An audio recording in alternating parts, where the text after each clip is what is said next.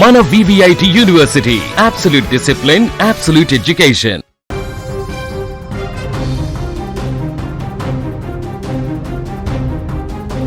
ఫిర్యాదిగూడ యువతి తేజస్విని మృతి కేసులో ఊహించని బిగ్ ట్విస్ట్ చోటు చేసుకుంది. మొదట ఇదొక సాధారణ అనుమానాస్పద మరణం అనుకున్న పోలీసులకు సీసీటీవీ ఫుటేజ్ అలాగే ఆమె తల్లి ఇచ్చిన స్టేట్మెంట్ చూశాక మైండ్ బ్లాంక్ అయింది. అసలు చనిపోయే ముందు ఆ అర్ధరాత్రి తేజస్విని ఏం చేసింది? దేవుడు పిలుస్తున్నాడంటూ నగ్నంగా రోడ్లపైకి ఎందుకు పరిగెత్తింది? గుడిలోని విగ్రహాన్ని తీసుకుని చెరువులో ఎందుకు దూకింది? అసలు ఈ మిస్టరీ వెనుక ఉన్న సంచలన నిజాలేంటి? నిన్న పోలీసులు రికార్డ్ చేసిన తల్లి స్టేట్మెంట్లో ఎలాంటి విషయాలు వెలుగులోకి వచ్చాయో ఒకసారి తెలుసుకుందాం. ఏపీలోని విజయనగరం జిల్లా దేవపల్లికి చెందిన వక్కులగడ్డి ఈశ్వర్రావు, అరుణ దంపతుల కుమార్తె తేజస్విని బెంగళూరులో సాఫ్ట్వేర్ ఇంజనీర్గా పనిచేసింది. పని ఒత్తిడి తట్టుకోలేక 6 నెలల క్రితం జాబ్ మానేసి వైజాగ్లోని తల్లిదండ్రుల దగ్గరకు వెళ్ళిపోయింది. 2 నెలల క్రితం తల్లి అరుణతో కలిసి హైదరాబాద్కు వచ్చి ఫిర్యాదిగూడలోని శంకర్ నగర్ కాలనీలో ఓ ఇంట్లో కిరాయి ఉంటుంది. ఈ క్రమంలో శనివారం అర్ధరాత్రి 2:30 సమయంలో నిద్రలేచిన తేజస్విని తల్లి ఉండే గది బయట నుంచి తాళం వేసింది. నగ్నంగా వీధుల్లోకి పరిగెత్తుకుంటూ వెళ్ళింది. ఫిర్యాదిగూడలోని చెరువులో దూకి ఆత్మహత్య చేసుకుంది. ఇంటి నుంచి నగ్నంగా పరిగెత్తుకుంటూ వెళుతున్న క్రమంలో దారి మధ్యలో కనిపించిన బీరప్ప గుడి వద్ద ఆగి మొక్కి అక్కడ నుంచి చీర విగ్రహం తీసుకువెళ్లడం గమనార్హం. ఇక శనివారం ఉదయం నిద్రలేచిన తల్లి అరుణ గది బయట తాళం వేసి ఉండడం గుర్తించి గట్టిగా కేకలు వేయడంతో స్థానికులు వచ్చి తెరిచారు. ఆ తర్వాత కుమార్తె కోసం వెతకగా ఎక్కడా కనిపించలేదు. దీంతో కంగారు పడి చుట్టుపక్కల గాలించగా ఫిర్యాదిగూడ చెరువులో నగ్నంగా శవమై కనిపించింది.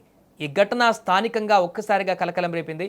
ఇక తేజస్విని చనిపోవడానికి ముందు ఆ అర్ధరాత్రి అసలు ఏం జరిగిందనే దానికి సంబంధించిన షాకింగ్ దృశ్యాలు స్థానిక సీసీటీవీ కెమెరాలో రికార్డ్ అయ్యాయి.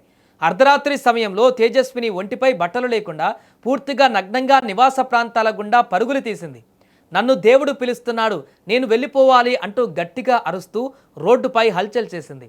సీసీటీవీ ఫుటేజ్ని గమనిస్తే ఆమె నేరుగా స్థానికంగా ఉన్న ఒక గుడి వైపు పరిగెత్తుకుంటూ వెళ్ళింది.